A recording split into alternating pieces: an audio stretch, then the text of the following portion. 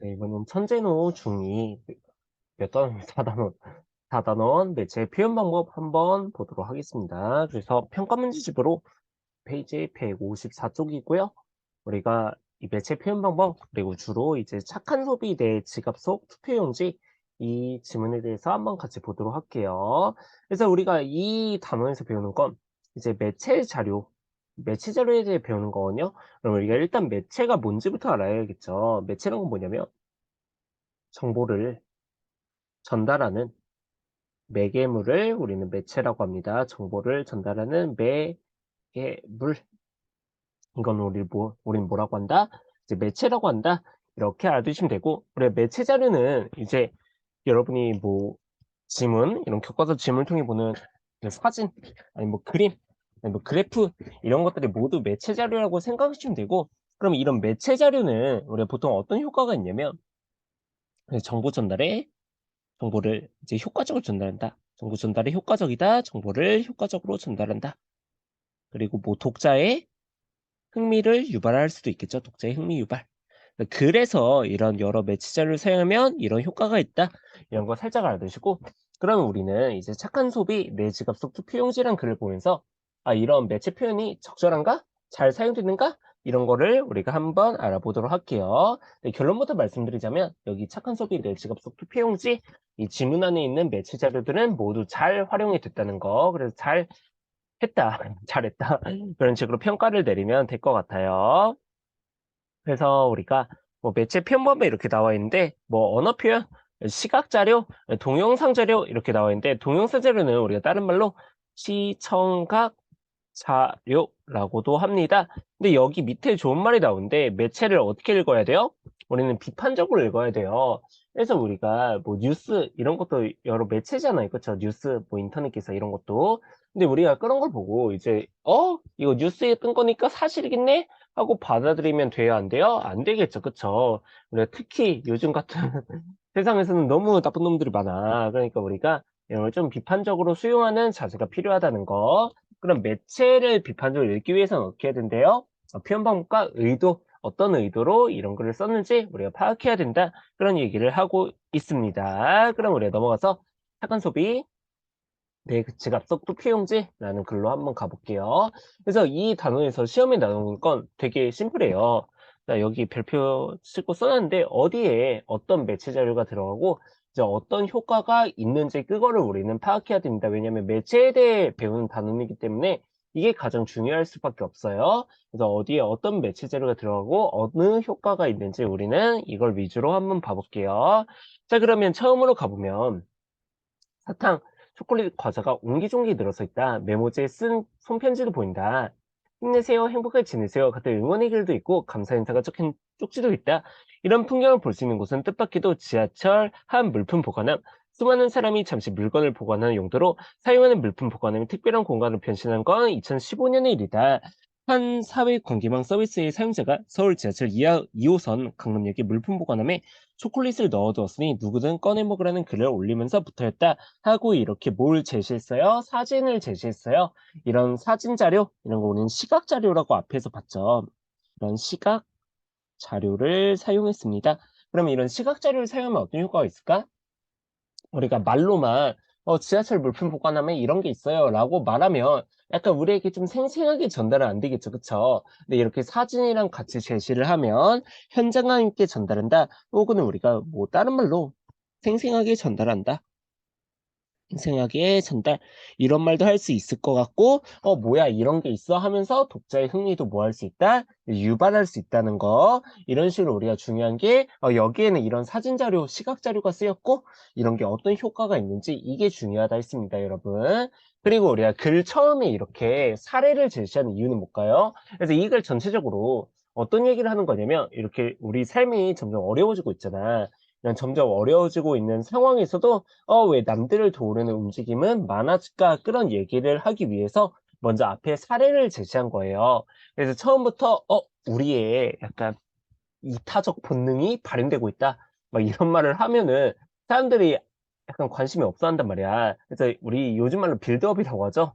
얘는 빌드업을 하고 있는 건데 여기 사례를 제시하면서 독자의 흥미를 유발하고 있다.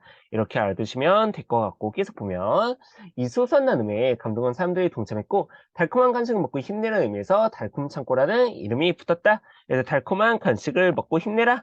이게 이제 달콤창고 이름의 의미, 많이 유래 이런 게 되어 있고 이 달콤 창고의 의미.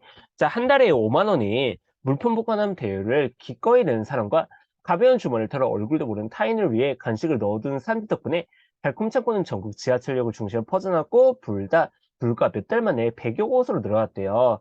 처음에는 이제 강남역 주변에서만 하다가 이렇게 확산되다가 이제 전국에 100여 곳으로 번졌다.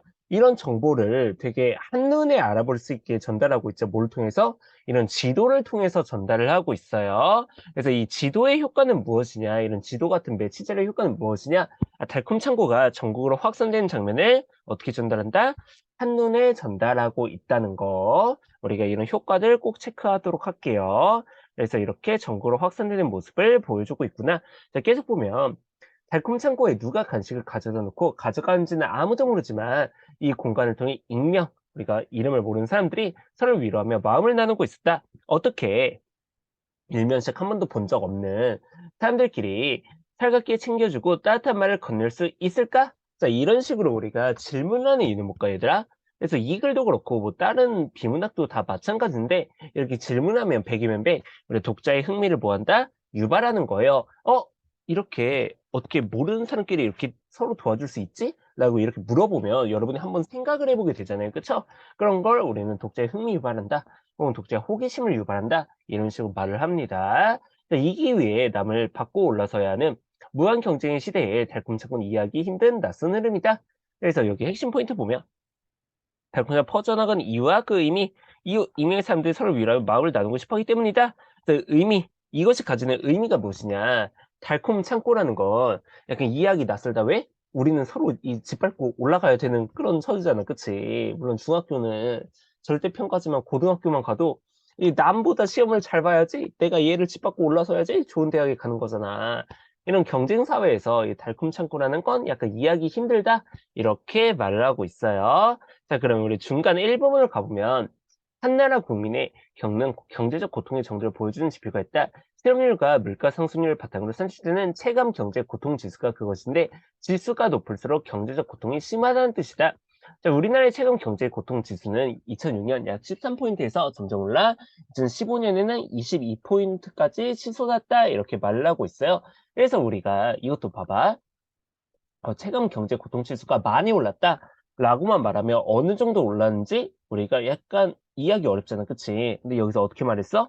13에서 22. 되게 구체적인 수치를 제시하고 있죠. 그럼 이런 구체적인 수치를 제시하면 어떤 효과가 있냐? 이 글에 대한 약간 신뢰성이 높아져요. 이 정도로 올랐겠구나. 우리가 이렇게 생각을 하게 돼. 이렇게 구체적인 수치까지 제시하면 우리가 이걸 믿게 된단 말이야. 신뢰성을 높여준다는 거. 국민이 느끼는 경제적 고통이 해가 갈수록 큰 폭으로 증가했다는 증거이다 하면서 또 이런 그래프까지 함께 제시해놨죠. 이런 그래프를 우리 뭐라 해요? 꺾은선 그래프라고 하죠. 그래서 꺾은선 그래프의 효과 여기 적어놨는데 우리나라의 경제적 고통 지수가 어때지고 있다? 높아지고 있음을 효과적으로 전달하고 있다. 그래서 이걸 말로만 설명했으면 어땠을까? 말로만 설명했으면 약간 뭔가 시각적인 정보가 없어서 그렇게 와닿지는 또 않았을지도 몰라. 근데 여기서 이렇게 쭉 올라가는 걸 보여줌으로써 이렇게 올라가고 있구나. 독자에게 이제 정보를 효과적으로 전달하고 있는 거죠. 그 다음에 우리가 출처를 보면은 통계청이에요, 여러분. 여러분 통계청 하면 믿음이 간가?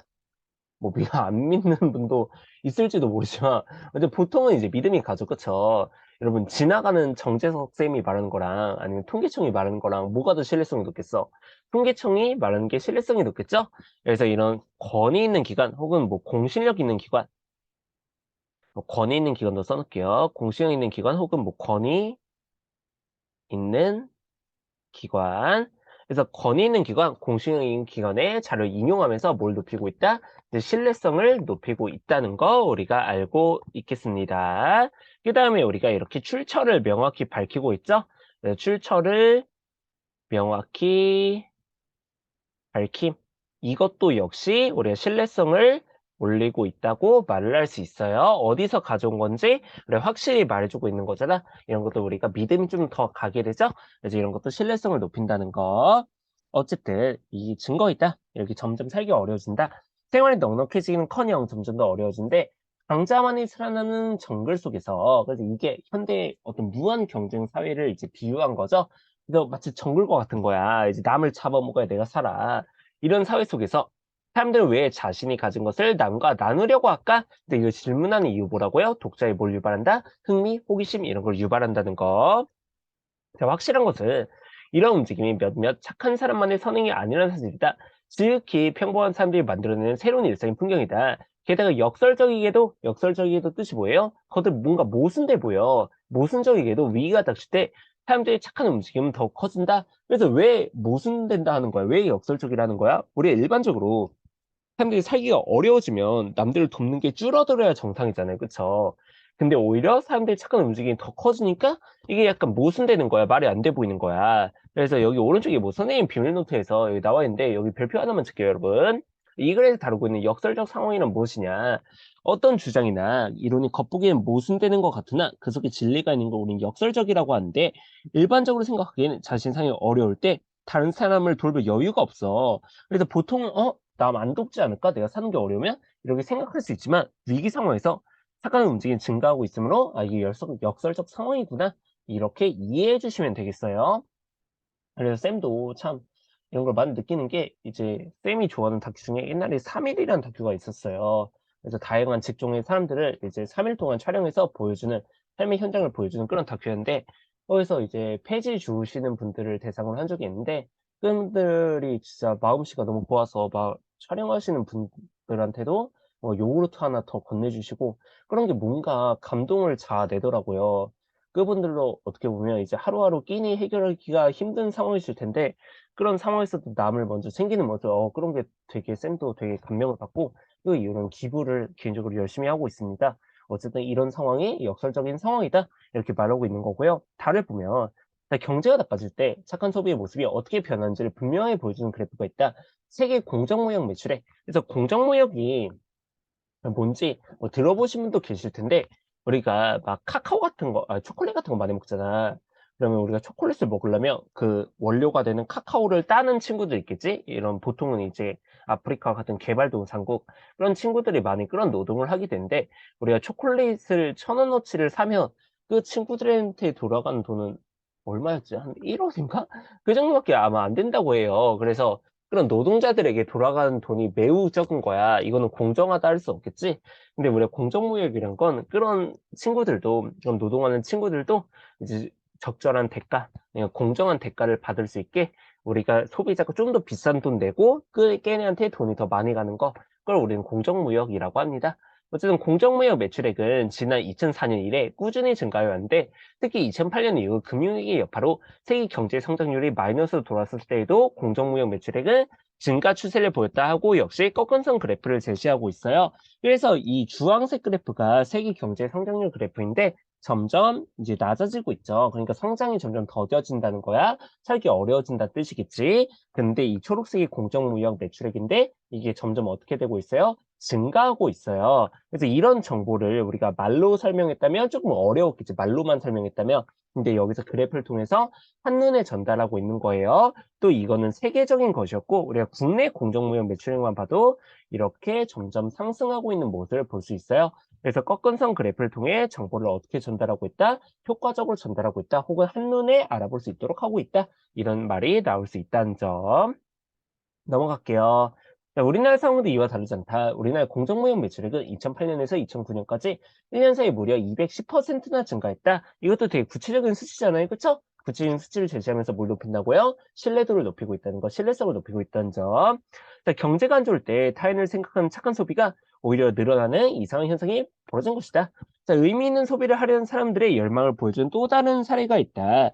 서울에 있는 한 사진관은 고객이 사진을 찍을 때마다 장애인, 미혼모, 다문화 가정, 혼자 사는 노인 등 소외계층인 사람들에게 촬영권을 준대요.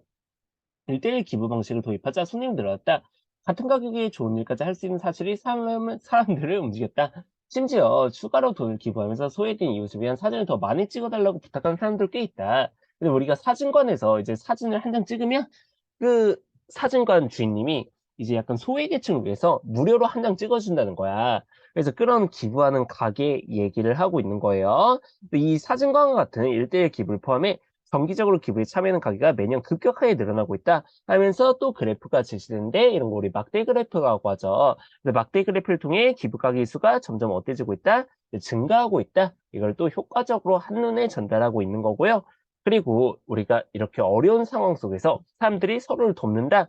이런 거를 말하기 위해 사례를 되게 많이 제시하고 있어요. 여기서도 되게 구체적인 사례를 제시하고 있는데 이런 구체적으로 사례를 제시하는 것도 글의 뭘 높인다? 신뢰성을 높인다는 거 살짝만 체크해 둘게요. 그래서 글의 신뢰성을 높이고 있다.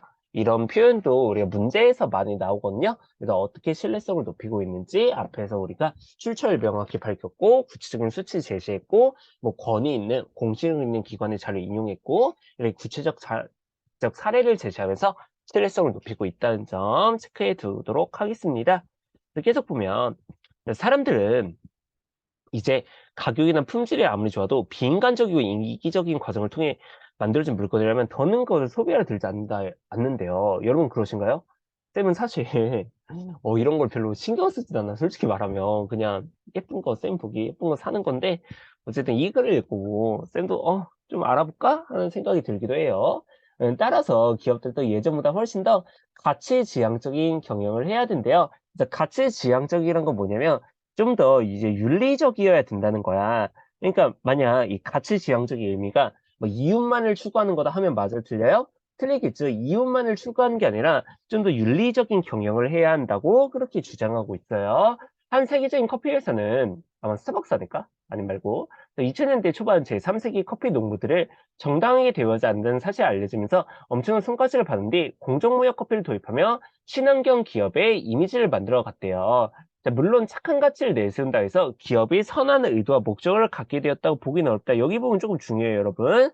그래서 착한 소비의 어떤 의의라고 하죠. 네, 착한 소비의 중요성과 가치는 이 기업들을 이제 선한 목적을 갖게 하는 게 아니야. 얘네가 여러분 그렇잖아. 막 어디 TV에서 뭐 연예인이 뭐 얼마를 기부했니, 뭐 정치인이 얼마를 기부했니 하면은 이제 어르신들이 이렇게 말할 거야. 아, 이미지 메이킹 한다. 뭐 이런 식으로 말하시는 어르신들도 분명히 있을 거란 말이야. 그리고 그것도 어느 정도 맞는 말이긴 해. 약간 이미지 메이킹을 위한 그런 의도도 어느 정도는 있겠죠. 근데 우리가 계속 보면 이것이 윤리 경영이 아니라 이미지 마케팅 불가능하다고 보는 시각이 또 많다. 그러나 여기부터 중요해요. 기업이 선하게 행동하도록 만든 것 자체가 한 단계 나아가는 것임은 분명하다 이렇게 말을 하고 있어요. 삼성회장 이재용 님께서 이제 뭐 100억을 기부한다고 해봤자 사람들의 반응은 조금 싸늘할 수도 있을 거예요, 아마도. 근데 어쨌든 이재용 씨가 100억을 기부한 거는 되게 좋은 일이잖아. 사회로 보면 되게 좋은 일이 되는 거잖아요. 그쵸?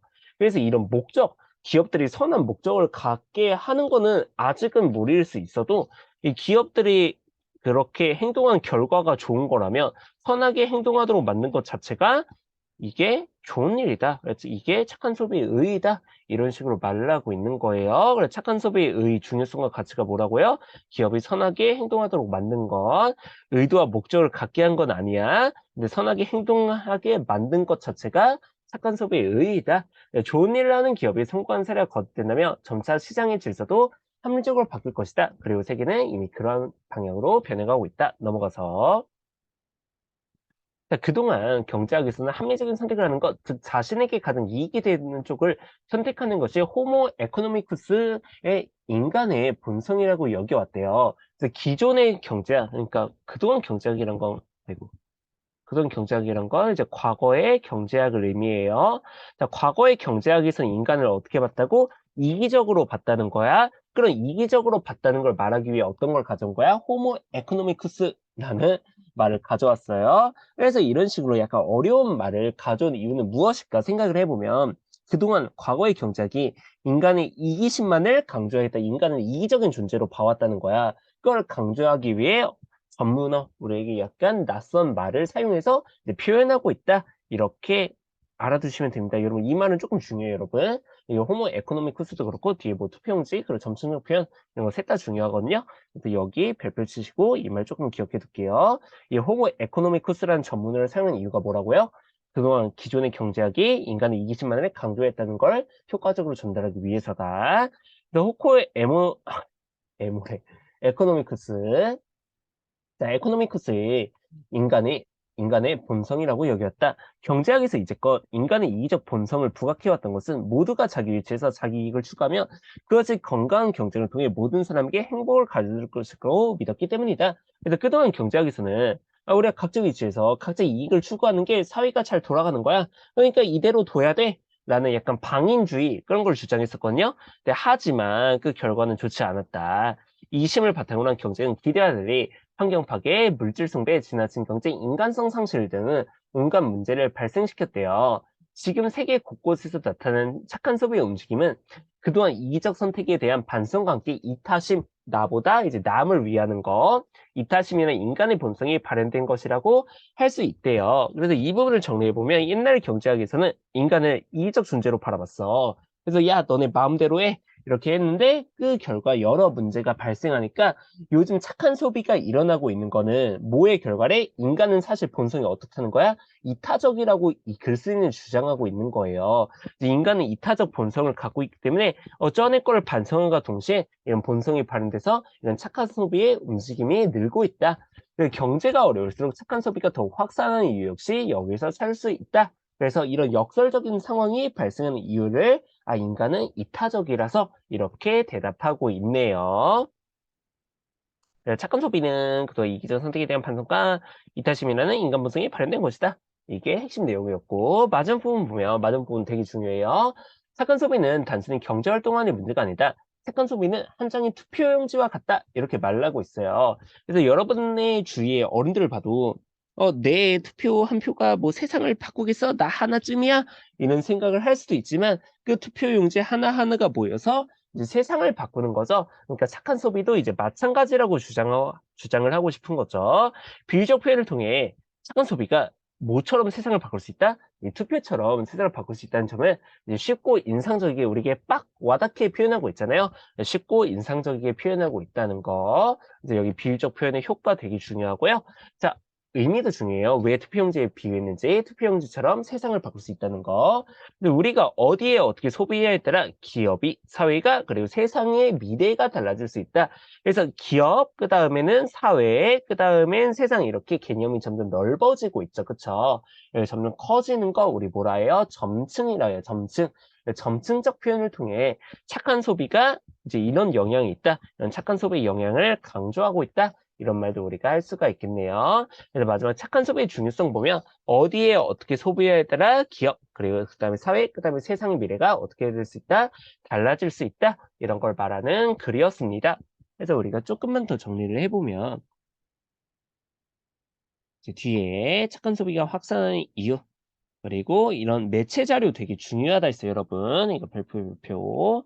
매체 자료 효과들 우리가 꼭 보셔야 되고요. 그리고 착한 소비 확산하는 이유, 아까 말했듯이 이타심이라는 인간 본성이 드러났기 때문에 그리고 왜 이렇게 비유했는지 이 이유 되게 중요하다고 했고요. 그다음에 이런 그래프의 효과도 우리가 꼭 알고 있어야 합니다. 그 다음에 우리가 여기 이 평가 문제집 162쪽에 보면은 이런 매체 자료 효과 다시 한번 나오거든요. 그래서 이거 꼭 우리가 보도록 할게요, 여러분. 이러면 됐고 한 가지만 더 말씀드리면 이 착한 서부의 내 지갑 속의 투표용지 159쪽 이거 갈래 논설문입니다, 여러분. 논설문이란 건 어떤 글이야? 논리적으로 주장하는 글이죠. 그러면 우리가 글쓴이의 주장은 뭐였어?